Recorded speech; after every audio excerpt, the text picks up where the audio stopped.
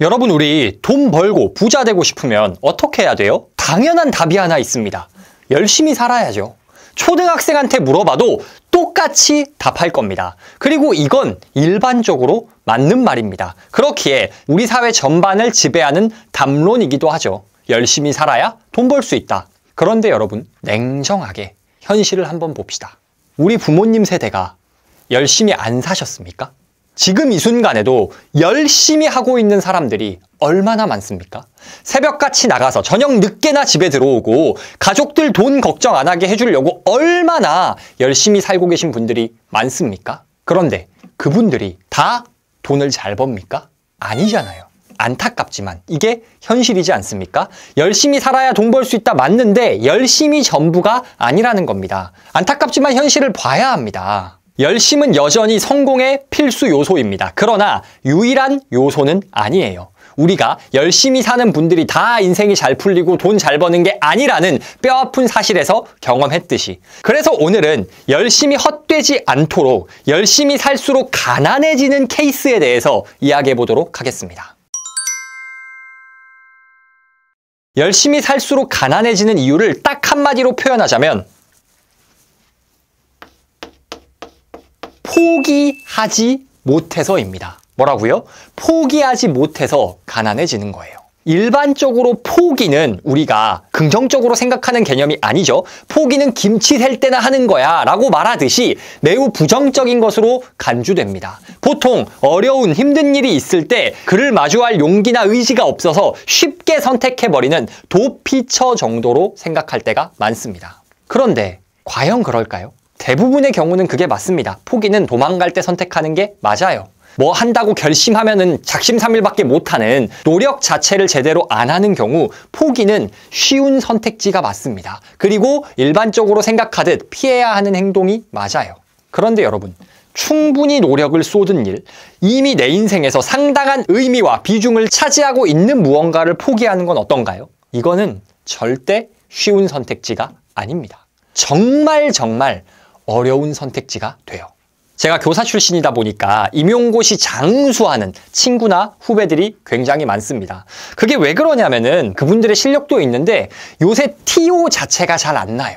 제가 영어 교사였거든요. 요즘에 보니까 최근 2년간 광주광역시랑 대전광역시에서 영어 교사를 한 명도 안 뽑았어요.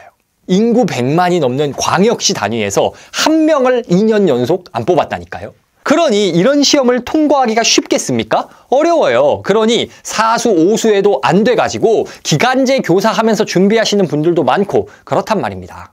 그런데 이분들이 뭐 사수, 오수에서도 잘 되면 괜찮은데 정말 안타깝지만 합격할 각 자체가 보이지 않는 경우가 있어요.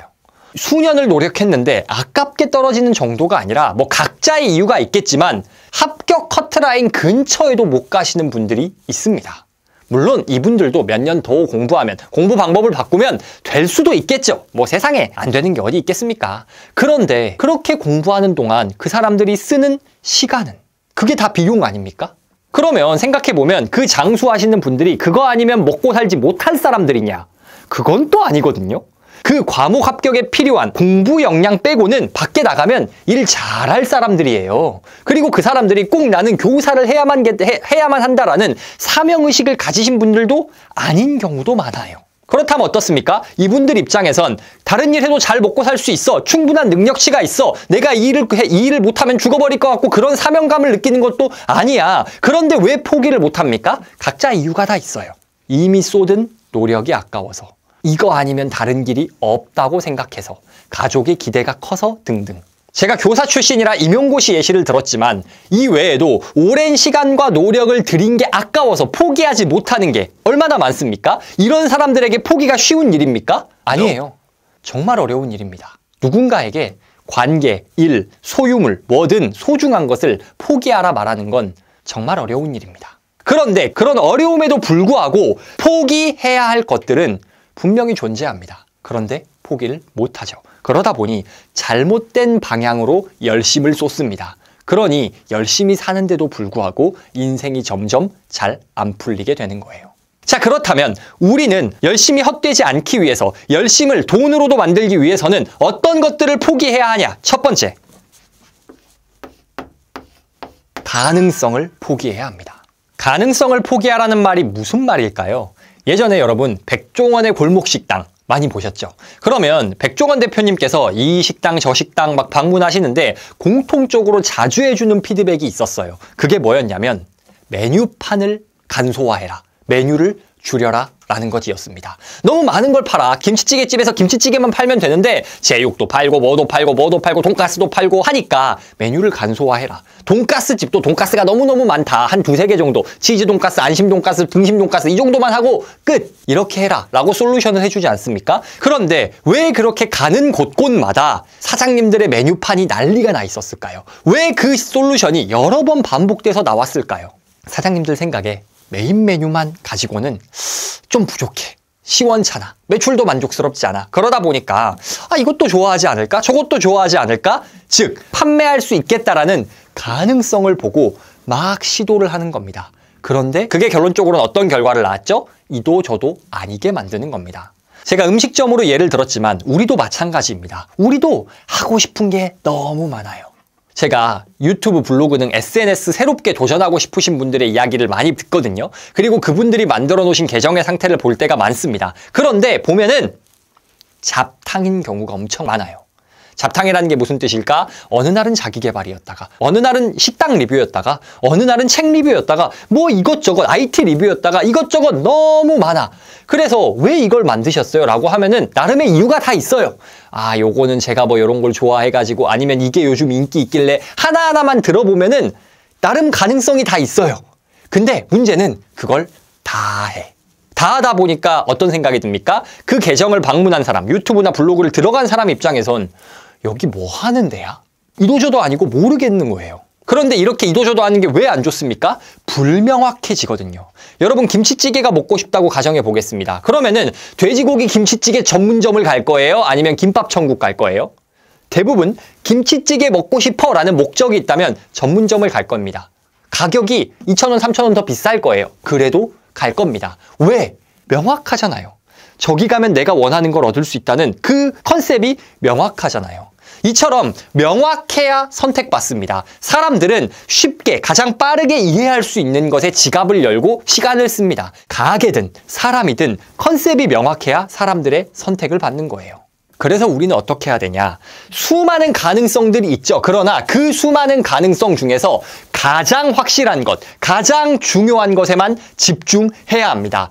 물론 수많은 가능성들 다 말이 돼. 열려 있어. 그럼에도 불구하고 과감히 가지치기하고 단 하나에 집중할 수 있어야 된다는 겁니다. 이렇게 단 하나에 집중하라는 것을 강조한 책이 뭡니까? 바로 원싱이죠. 우리는 원싱에 집중해야 합니다. 책 원싱에서는 이렇게 말합니다. 파고든다는 것은 곧 자신이 할 수 있는 다른 모든 일을 무시하고 반드시 해야만 하는 일에만 집중하는 것을 뜻한다. 또한 모든 일의 중요성이 똑같지 않음을 인식하고 가장 중요한 일을 찾아내는 것이다. 이것은 자신이 하는 일과 자신이 원하는 일을 연결짓는 아주 단호한 방식이기도 하다. 탁월한 성과는 당신의 초점을 얼마나 좁힐 수 있느냐와 밀접하게 연결되어 있다. 김밥 천국과 김치찌개집 사례에서 느낄 수 있듯 뾰족해야 생존할 수 있습니다. 뾰족해야 명확하고 명확해야 큰 성과를 낼 수 있습니다. 그런데 명확하게 초점을 맞추지 못하고 가능성이 있다는 이유로 포기하지 못해 이것저것 한다? 당연히 바쁠 겁니다. 왜? 이것저것 하니까 할 게 많잖아요. 그런데 분명히 성과는 안 날 겁니다. 단기적으로 약간의 성과는 날 수 있지만 장기적으로는 이도저도 아닌 상태가 될 거예요. 의미 있는 열심을 위해선 가능성을 포기해야 합니다. 그리고 가장 중요한 원싱 한 가지에 집중해야 합니다. 이걸 알지 못하고 이것저것 문어발로 다 깔짝깔짝 발만 담궜다 빼면 열심히 사는데 가난해지는 결과를 초래하게 될 겁니다. 유의미한 열심을 만들기 위해 포기해야 하는 두 번째, 바로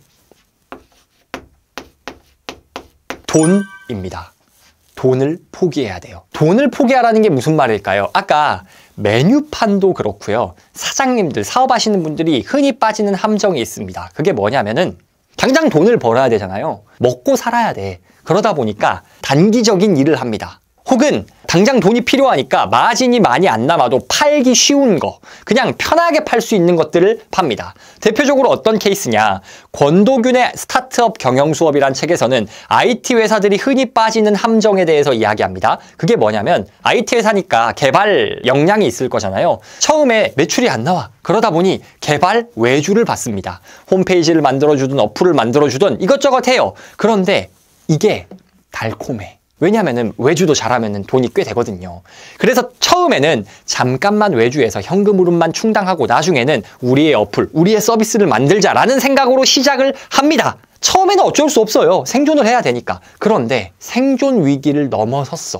아, 그럼 이제 우리의 사업을 펼칠 때다라고 새로운 사업을 해보려고 하는데 이미 캐파가 꽉 차 있어. 직원들이 시간이 없어. 그래서 어떻습니까? 어쩔 수 없이 하던 외주를 계속 해야 돼요. 새로운 직원 뽑아가지고 언제 또 교육해가지고 서비스 개발하고 할 겁니까? 그래서 점점 외주의 비중을 줄이고 자기네 사업의 비중을 늘려가야 되는데 이게 참 쉽지 않죠. 그러다 보니까 계속 하던 외주만 하게 되고 그저 그런 외주 회사로 전락하게 되는 겁니다. 요식업에도 비슷한 케이스가 있어요.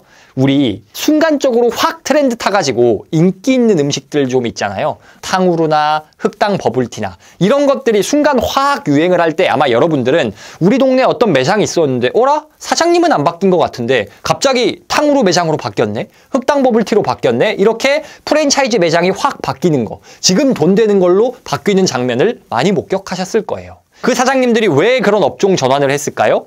지금 돈이 되니까. 그런데 문제는 이런 유행이 오래 갑니까? 오래 안 간단 말이에요. 금방 끝나버려요. 그럼 결론적으로 어떻습니까? 눈앞에 돈을 쫓았어. 그런데 멀리 보지 못한 겁니다. 그러다 보니 장기적인 수익을 만들어내지 못하는 거예요. 그런데 사실 이렇게 눈앞에 돈을 쫓는 것 자체를 어떻게 뭐라 하겠습니까? 생존의 문제가 걸려 있는데, 먹고 살아야 되는데. 그리고 이렇게 눈앞에 돈만 쫓아 살아도 충분히 바빠요. 그런 일만 해도 우리는 열심히 사는 거란 말이에요. 그러나 분명한 건 우리는 수많은 사례들을 통해서 눈앞의 수익만을 쫓아 큰 의미가 없는 일 혹은 장기적인 시각을 갖지 못하는 일을 하는 것이 안 좋다라는 걸 우리는 알고 있다는 거예요. 그러니 눈앞에 돈을 쫓아 열심히 사는 것은 열심히 살지만 장기적으로 가난해지는 길이 된다는 겁니다. 그런데 그렇다고 당장 먹고 살아야 될 돈을 포기할 수는 없잖아요. 그러면 어떻게 해야 되냐? 한 발은 현실에 걸쳐 있되 한 발은 항상 미래를 향해 내딛어야 됩니다. 이게 무슨 말이에요?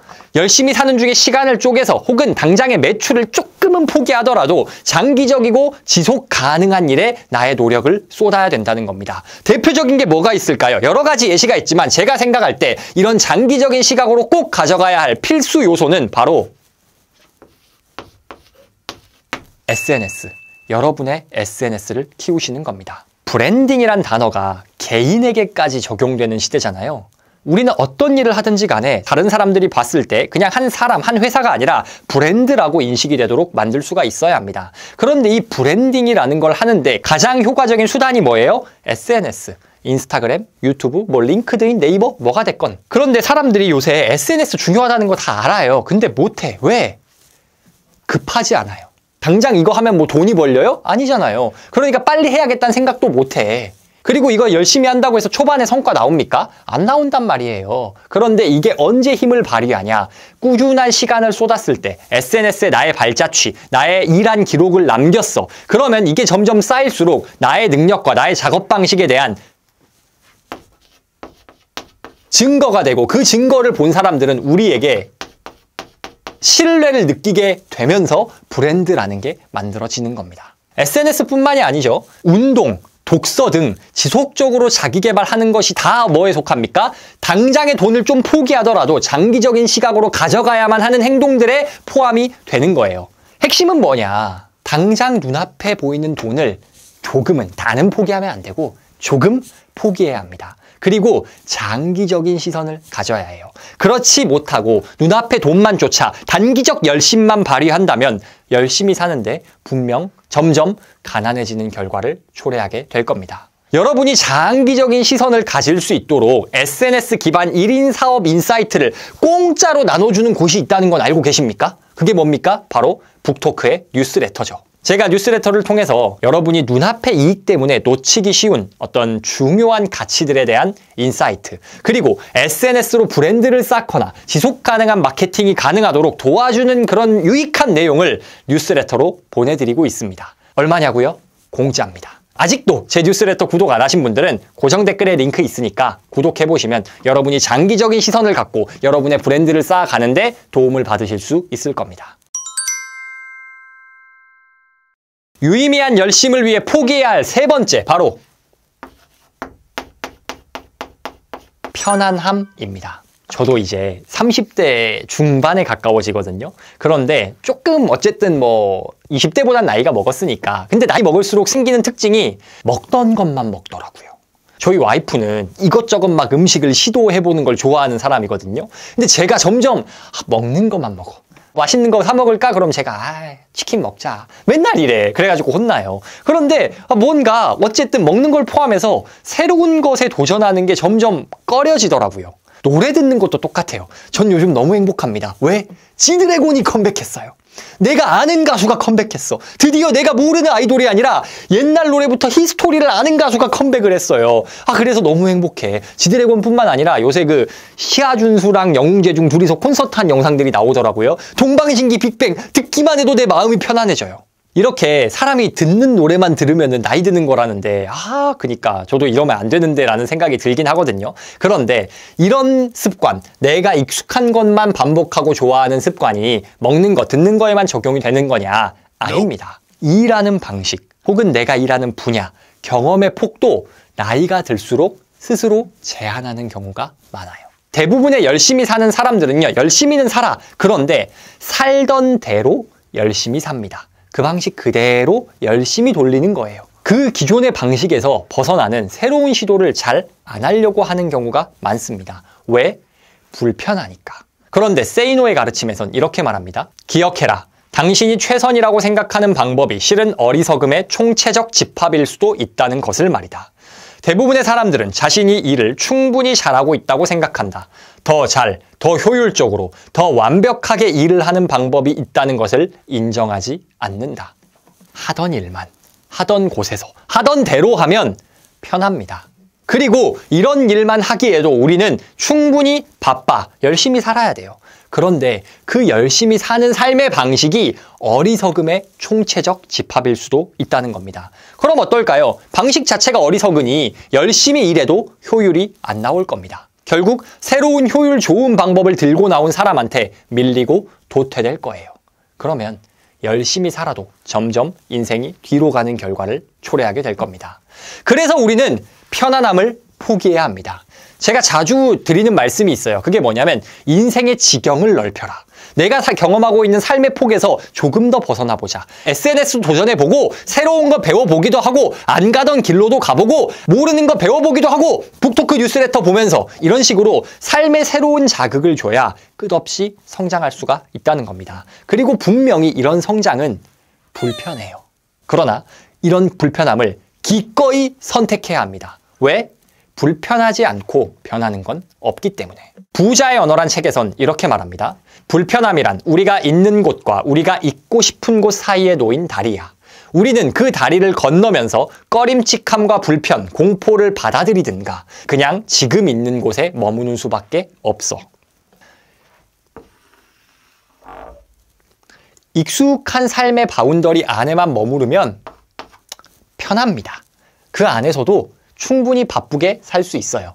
그러나 그 바쁨은 바운더리 안에서만 돌게 만들 뿐 큰 변화를 만들어내지 못합니다. 변화를 만들어내고 싶다면 어떨까요? 불편함을 감수하고 바운더리 밖으로 나와야 합니다. 이게 바로 진짜 변화를 만드는 유의미한 열심히 산다는 것입니다. 오늘은 열심히 살수록 가난해지는 케이스에 대해서 이야기해봤습니다. 어떤 케이스다? 포기하지 못해서. 무엇을 포기하지 못해서? 첫 번째, 가능성을 포기하지 못해서 열심히 사는데 가난해진다. 내가 할 수 있는 일들, 하고 싶은 일들이 너무 많아. 그렇다 보니 이것저것 깔짝깔짝 조금씩 발을 들입니다. 그러나 모든 것을 이루려고 하고 모든 것을 만족시키려 하면 그 무엇도 만족시킬 수 없는 법입니다. 희미한 가능성들은 포기하고 가장 확률이 높고 가장 나에게 적합한 중요한 원띵에 집중해야 합니다. 두 번째, 돈. 눈앞의 돈을 포기해야 합니다. 왜? 눈앞에 돈을 쫓다 보면 당장은 매출이 되지만 장기적 가치를 창출하지 못하는 일에 매몰되게 되기 때문에. 그렇다고 당장의 생계를 포기할 수 없으니 당장의 돈을 조금은 포기하더라도 시간을 쪼개서, 노력을 쪼개서 뭐에 투자해야 한다? 장기적인 것들. SNS를 육성하는 것과 같은 나의 장기적인 가치를 올려줄 일들에 내 시간과 노력을 투자해야 한다. 마지막, 편안함을 포기해야 한다. 내가 살던 대로, 살던 곳에서 하던 일만 하면 편합니다. 그러나 변화는 없습니다. 변화를 만들고 싶다면 불편하더라도 내 삶의 지경을 벗어나서 더 새로운 곳으로 나아가려는 노력이 필요합니다. 여러분들 분명 열심히 살고 계실 겁니다. 그게 객관적으로 다른 사람이 봤을 때도 열심히 사는 것인지 아닌지는 제가 모르겠으나 여러분 스스로 열심히 산다고 생각하고 계실 거예요. 그러나 그 열심히 자칫 잘못하면 무의미한 열심이 되지 않도록 오늘 영상에서 들으신 내용 참고해서 여러분의 열심이 좋은 결과를 낼 수 있기를 진심으로 응원합니다.